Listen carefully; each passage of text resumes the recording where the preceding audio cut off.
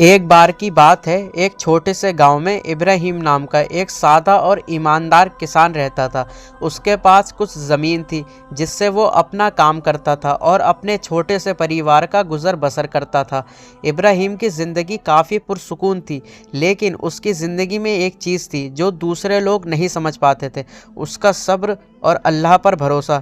ابراہیم ہر وقت مصیبت کے وقت صبر سے کام لیتا اور اپنے رب سے مدد مانگتا تھا۔ ایک دن گاؤں میں بہت تیز بارش ہوئی اور بہت بڑا طوفان آیا۔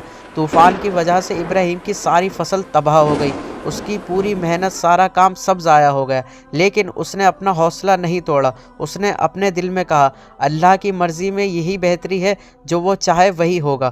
گاؤں کے دوسرے لوگ اس سے ملنے آئے اور اس کا مذاق اڑانے لگے۔ انہوں نے کہا، تمہارا اتنا سب کچھ چلا گیا، تمہارے پاس اب کچھ نہیں بچا، تمہیں اللہ پر بھروسہ کرنے سے کیا ملتا ہے؟ ابراہیم نے مشکل میں بھی اپنی مسکراہٹ نہیں چھوڑی۔ اس نے کہا، اللہ کا فیصلہ سب سے بہترین ہوتا ہے۔ اگر میں صبر کروں گا اور اپنا کام ایمانداری سے اور لگن سے کروں گا تو اللہ مجھے ضرور مدد دے گا۔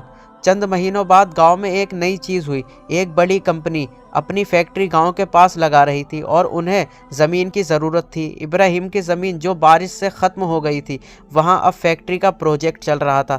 کمپنی والے ابراہیم کو ان کی زمین کے لیے بہت پیسہ دینے آئے۔ ابراہیم نے اپنے دل میں سوچا، یہ اللہ کی رحمت ہے۔ جب کمپنی نے ابراہیم سے زمین خریدی تو اس کو اس پیسوں سے اپنی ساری پریشانی حل کرنے کا موقع ملا۔ اس نے اپنی زندگی کو پہلے سے اور بہتر بنا لیا۔ اس کے بعد اس نے اپنے گاؤں کے لوگوں کو یہ سکھایا کہ جو اللہ پر پورا بھروسہ کرتا ہے اور صبر رکھتا ہے، اس کا ہر مشکل وقت خود اللہ آسان بنا دیتا ہے۔